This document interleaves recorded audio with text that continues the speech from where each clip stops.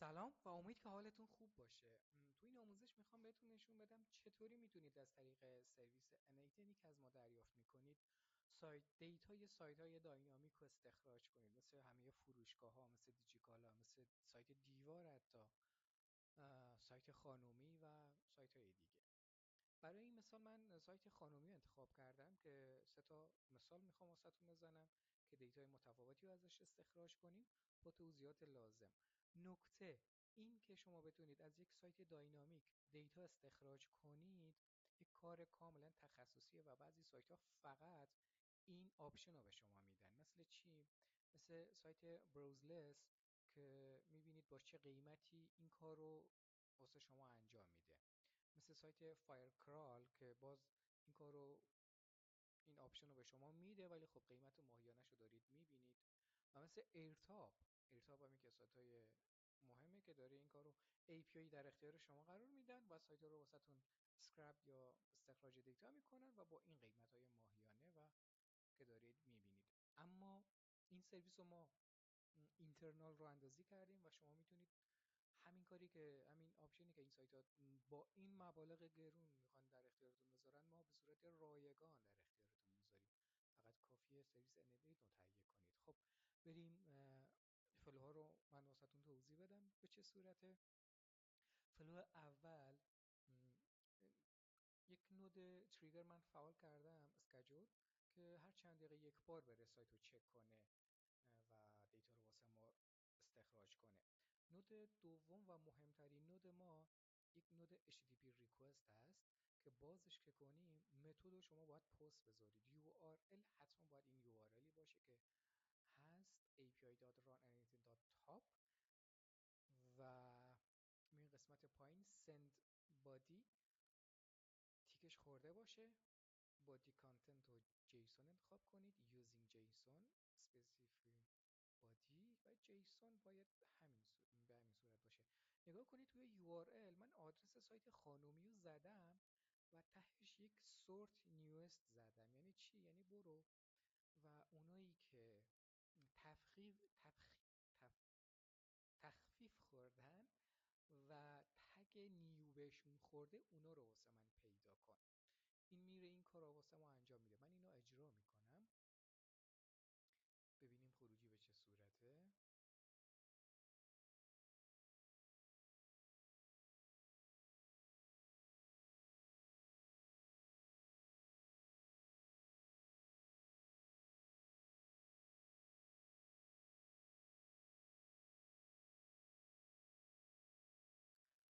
خب من اینو واسهتون بگم که این الان کارشو انجام داد.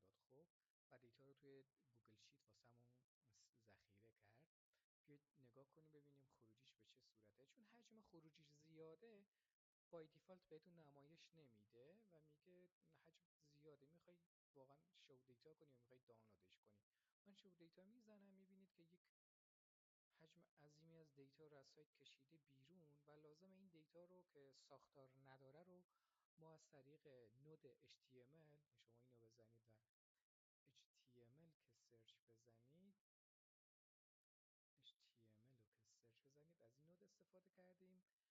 میتونیم استفاده کنیم دیتایی که از HTTP دستش رسیده اینجا به این اپریشن رو extract HTML قرار میدیم.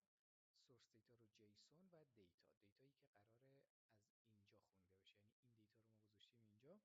اسمش رو یک کلید، این اسم هر چیزی میتونه باشه. CSS selector a.relative این سلکتوریه که سایت خانومی داره استفاده میکنه و محصولاتش رو که نیوست هستن تخفیف و جدید تگ جدید خوردن و داخلشون میذاره. return value HTML میذاری، return area رو چی میذاری؟ روشن میذاری. href اینم همین، اینو هم به همین صورت که بتونیم لینک اون آگاهی ها رو پیدا کنیم. اینم به همین صورت انجام میدید. میریم سراغ کد. این کد رو ما استفاده میکنیم که اون دیتای آخری هم که HTML نوده به ما میده باز ساختار نداره و ما نمیتونیم خیلی درک خوبی از خروجی اون داشته باشیم. واسه همین ما یک کد می نویسیم که کل محتوای اونو بیاد به صورت جیسون واسه ما جنریت کنه. خروجیش رو دارید میبینید، خیلی شسته و رفته و تمیز به صورت جیسون واسه ما اینو در آورد. و در انتها اینو از یک گوگل شیت من استفاده کردم. گوگل شیت رو واسهتون بیارم. یک گوگل شیت به نام اسکرپ درست کردم. 3 تا شیت واسش ایجاد کردم: دیسکانت، پیج وان و پیج فیلتر. این دوتا هنوز اجرا نشدن، فلوهای بعدی مونن که خالیه. ولی دیسکانت رو اگه ببینید رفته نام محصول، اورجینال، دیسکانت و اون درصدی که تخفیف خورده رو واسه ما کشیده بیرون و نمایش داده.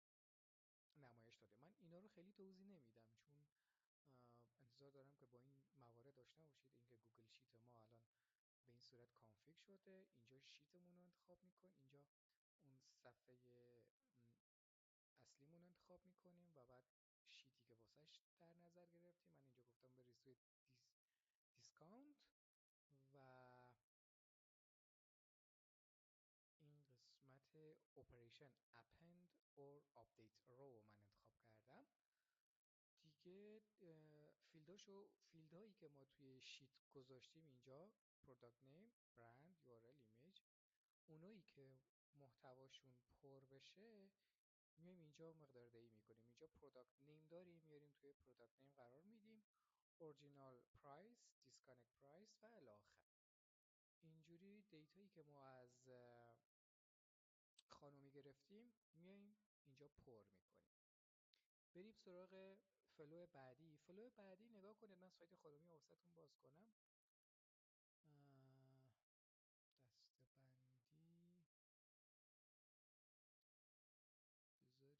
دسته‌بندی بذارید که من بیام برگردم صفحه اصلی. نگاه کنید همیشه یک جعبه صورتی داره که همیشه لیست تخفیفاشو اینجا میذاره. خب من روش کلیک میکنم که کل تخفیفات رو بهمون نمایش بده. میام انتها، خودش دیفالت همیشه رو پیج 3 هست. من میام روی پیج 1. ببینید وقتی میای روی اون پیجه این آدرس شما انتخاب میکنید و کپی میکنید. اوکی؟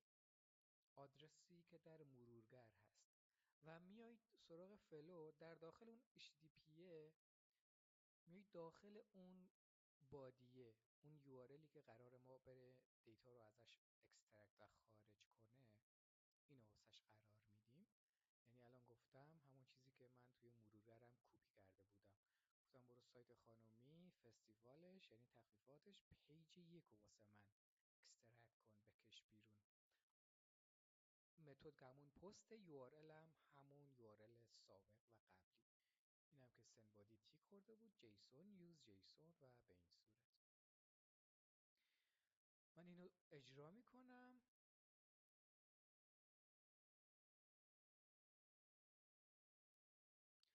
الان باید این میره صفحه 1 جعبه صورتی رو واسه ما استخراج میکنه، دیتاشو واسه ما میاره.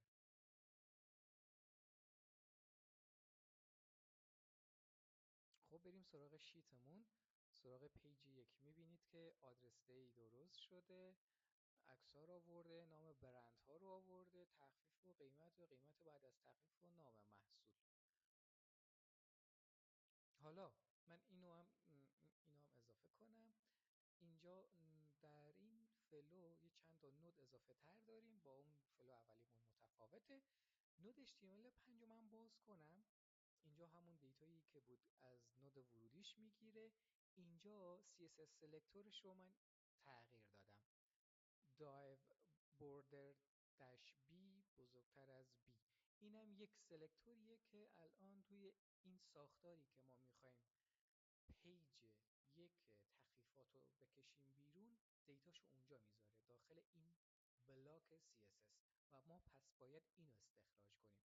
return value HTML، return area فعال باشه. باز هم خروجیش میشه یک دیتا که ما باز نیاز داریم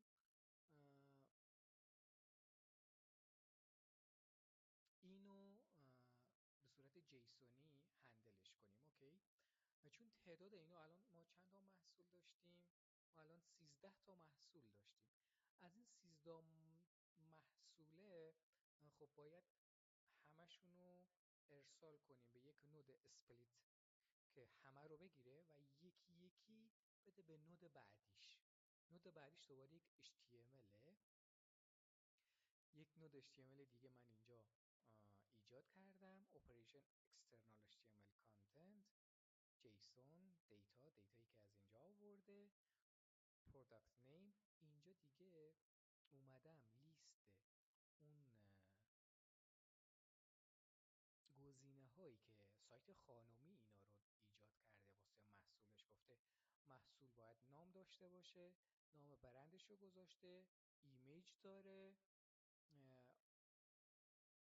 اورجینال پرایس داره، قیمت اصلی داره، دیسکانت داره و پرسنت و درصدی که به محصولش ارائه کرده. خب اینا چیزاییه که ما از درون خود سایت خانومی خروجی بهمون میده.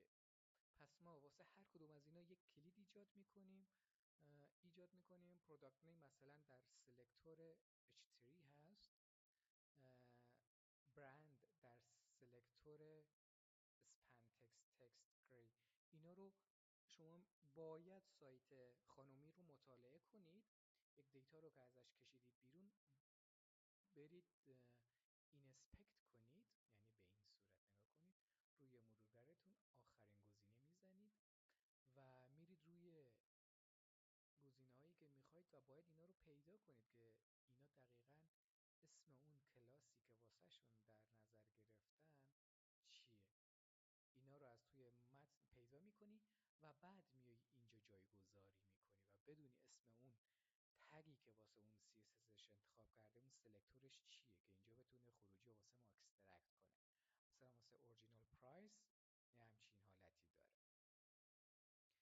خب پس بعد از اینکه این نود رو هم قرار دادیم، خروجی ما به صورت جیسونی این HTML نود HTML به ما جیسون میده.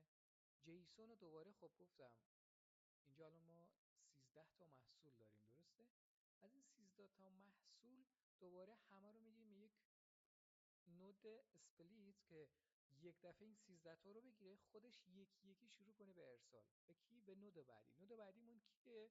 نود بعدیمون اون گوگل شیته که باز اینجا فیلدایی که اونجا تعریف کرده بودیم، یعنی اینجا برند، ایمیج URL، اورجینال پرایس و الی آخر، اینا رو مقداردهی میکنیم و انتظار داریم که بیاد، همین چیزی که انتظار داریم بیاد روی گوگل شیتمون بشینه. این از این. حالا فیلتر، بریم سراغ سایت خانومی. شما بعضی وقتا فقط یک میخواید مراقبت پوست، مثلا مراقبت پوست مجدد و اینجا مثلا ضد آفتاب. اینجا حتی میتونید فیلتری که میخواید، برند، قیمت، هر چیزی که میخواید و باز اینجا شما چی میکنید؟ انتخاب میکنید. وقتی اینا رو انجام بدید اون آدرس مرورگر، من اینو بیارم که داخل صفحه باشه، نگاه کنید.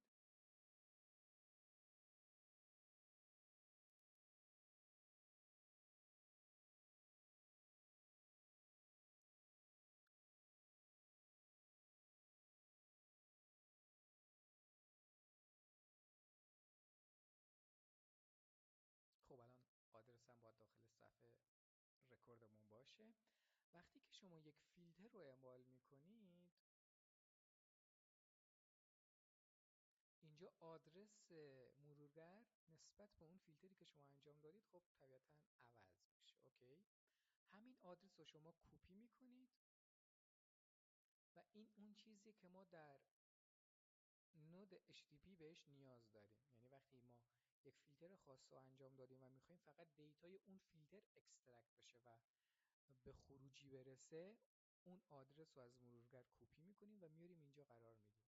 الان این مال قبلنه، سلکتوری که من قبلا ایجاد کرده بودم فیلتری. حالا این دفعه من چیزی که الان فیلتر با هم انجام دادیم میخوام ببینید که چی کار خاصی نداره.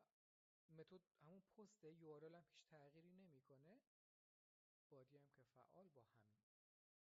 بریم اجراش کنیم. یعنی فلو دقیقا به همون شکله، یعنی پیج نامبر 1 و اون فیلتری که ما زدیم دقیقا شبیه هم. نگاه کنید، فیلتر رو اعمال کرد، داد به نود HTML. نود HTML اون سلکتور اصلی که اون 12 تا محصول داخلش قرار دادن رو اکسترکت میکنه، مرتبش میکنه، میشه 12 تا. 12 تا رو میده به نود بعدیش که همون اسپلیت هست. این یکی یکی همه رو میده به این HTML. این HTML شروع میکنیم به اون مشخصاتی که سایت خانمی واسه هر محصولش انتخاب کرده، قیمت، برند، ایمیجی که واسهش در نظر گرفته و الی آخر. و دوباره تهش میدیم به یک اسپلیت که همه رو یک دفعه بگیره و شروع کنه به ارسال به گوگل شیتمون. میریم سراغ گوگل شیت، شیت فیلتر رو انتخاب میکنیم و میبینید که این دفعه تفاوتش اینه که الان مطابق با این فیلتر ما، یعنی چیزایی که اینجا هستن و واسه ما لیست کرده و توی گوگل شیت ما قرار داده. پس شما نیازی به این سایت ها ندارید. دیدید که خیلی راحت N8 رو داشتید، یک نود HTTP ایجاد کردید، این آدرس رو گذاشتید و با بادی جیسون و کانتنت و جیسون انتخاب کردید.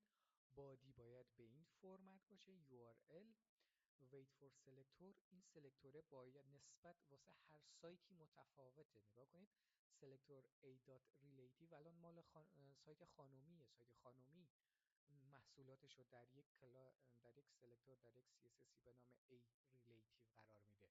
شما برید سراغ سایت دیجیتال این متفاوته، برید سراغ دیوار این متفاوته. اینا رو باید دقت داشته باشید. و در ادامه من در آموزش‌های بعدی اکسترکت های پیشرفته تری رو بهتون نشون میدم که مثلا میریم سراغ دیوار و میبینیم که چجوری بتونیم اطلاعات دیوار استخراج کنیم. امیدوارم مفید بوده باشه واسهتون و هر گونه سوالی داشتید من در خدمتتون هستم.